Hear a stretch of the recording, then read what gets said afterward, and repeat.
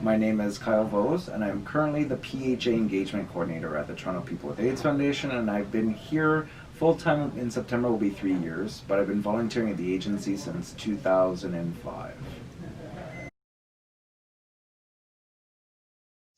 My job as PHA Engagement Coordinator is to engage the people that are living with HIV, because as a person myself who's living with HIV, encouraging other people through education, through trainings. So we have a health champion team where we can do presentations for the community, and in the community we have one called Finding Your Voice, where we educate people on disclosure, HIV, harm reduction, and give them an opportunity to tell their story.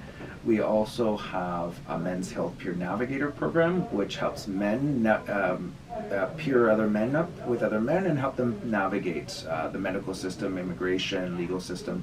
And so we find that people that may get lost through the system actually are able to accomplish everything that they needed and get their needs met faster because they have a peer accompanying them and making sure that they're doing it the right way. Is a lot of times people don't speak about being HIV positive, or they don't talk about their own infection or how they got infected, because I didn't at first, because I didn't know how to answer the people's questions. They were going to ask me a question I didn't know how to answer. So what we try to do is make sure that our community has as much of the answers that they can, so that when they're going into their homes or into the community, and in fact we had one member that went to visit his family this Christmas, and after leaving got a phone call from one of their family members asking if they had used their razor that was in the bathroom.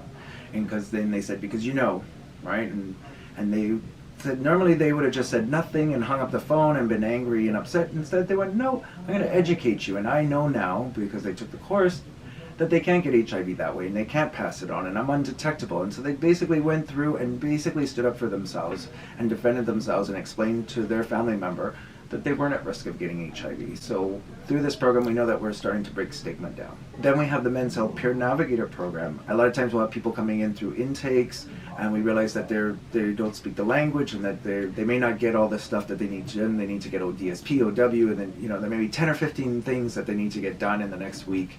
And we can have a peer go with them and get them done basically in less than a week. And then the person comes back and says, oh my God, I'm alive today because you guys were here to help me. Seeing the faces on the community members when they come in and they're sitting like this and they're looking down and nobody understands and they're all alone, and you're like, no, I'm also HIV positive and we got this and we got that. And you can see in their faces that they feel like a sense of community, a sense of family.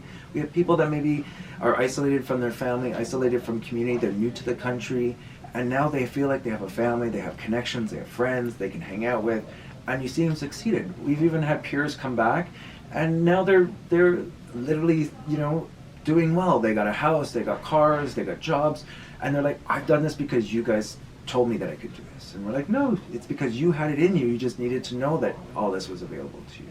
And so that's my favorite thing, is seeing people, just as I like to say, turn from caterpillars into butterflies, and they're off.